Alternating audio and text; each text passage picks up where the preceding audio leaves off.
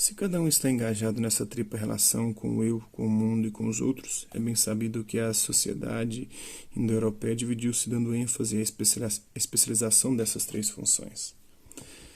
A identidade é conferida ao grupo, entre outras coisas, através da religião, por causa dos intelectuais. A relação com o outro, porque se encarna uma estrutura de poderes, foi definida pela classe dos guerreiros.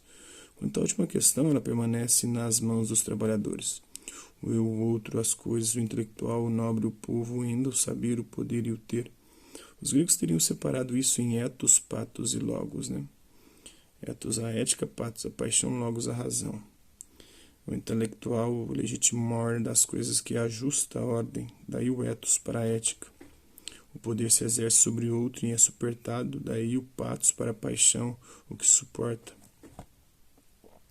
Quanto ao comércio com o mundo, ele exige uma visão do que são as coisas, dará origem ao logos, que nasce em oposição ao mitos, onde tudo se explicar pelos grandes feitos dos guerreiros, ao passo que o pensamento racional, que trabalha com a natureza e nela busca os princípios explicativos, nasce com a democracia ateniense. A ação só é possível caso o homem se desprenda da natureza, vença o reinado da necessidade e da carência biológica. Não conseguindo, deve humanizá-la e dominá-la ao máximo, fazendo como se, ao contrário do animal e a fortiori da planta, pudesse resolvê-la brincando.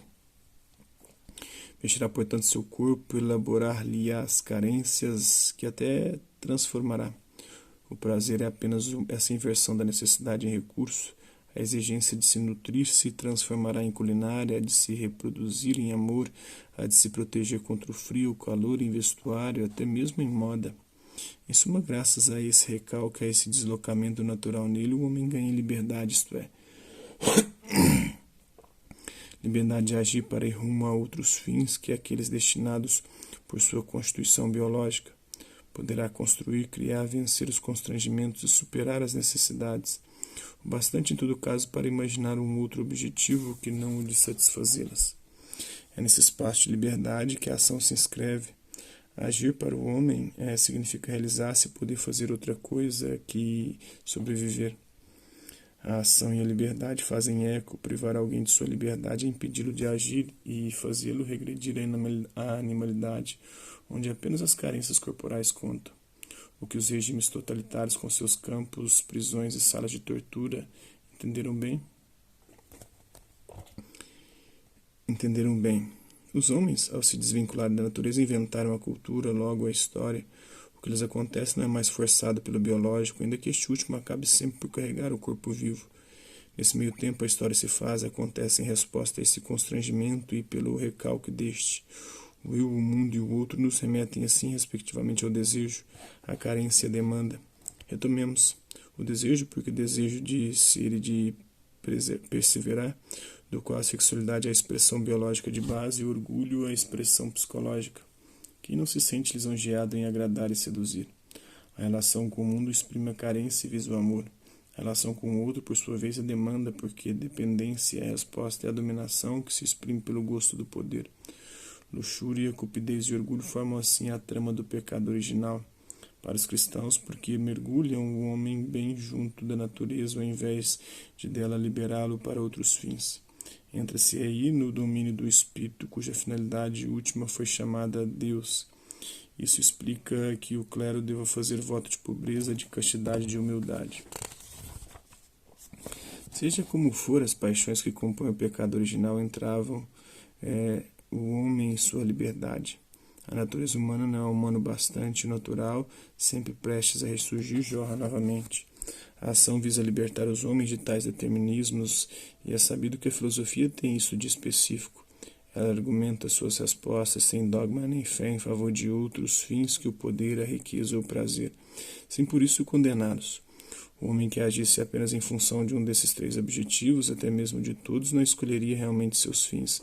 Estaria apenas seguindo sua natureza e inscrevendo-a no contexto histórico que define os meios disponíveis para eles chegar aqui e agora. Longe de se interrogar, já teria a maioria das respostas. Seu único problema é então encontrar os meios adequados e agarrar as oportunidades. Tal passividade diminui a ação sem impedir a agitação, porque afeta a interrogação como traz em si próprio e sobre si próprio. Se não logramos resolver a querela do determinismo e da liberdade, é simplesmente porque uma é o reverso da outra e que podemos considerar o determinismo como uma modalidade variável da liberdade, ou inversamente. O peso dado por uma cultura, e o Ocidente é nesse sentido mais ativo, menos fatalista que o Oriente, ao indivíduo faz deste a sede da ação e da responsabilidade que acompanha, porque ele tem de se interrogar sobre o que quer, pode e deve fazer. Mas quando as balizas desabam e essa interrogação não mais remete a respostas adquiridas, ensinadas ou aceitas, a interrogação impõe-se como irredutível, obrigando o homem a se interrogar sobre esse fato novo e a tomar consciência de sua problematicidade, de sua indeterminação fundamental, que nenhuma sociedade pode preencher de uma vez por todas. É essa interrogação da interrogatividade que o estado do pensamento contemporâneo, nesse fiel reflexo da história, nos convida como um novo ponto de partida filosófica. Isso. A ação nasce sempre da reflexão. Essa atividade aqui do Michel Meyer. Espero que vocês tenham gostado do vídeo. Quem curtiu, dá um like. Quem não curtiu, dá um dislike. Hasta la vista, babies. Até a próxima.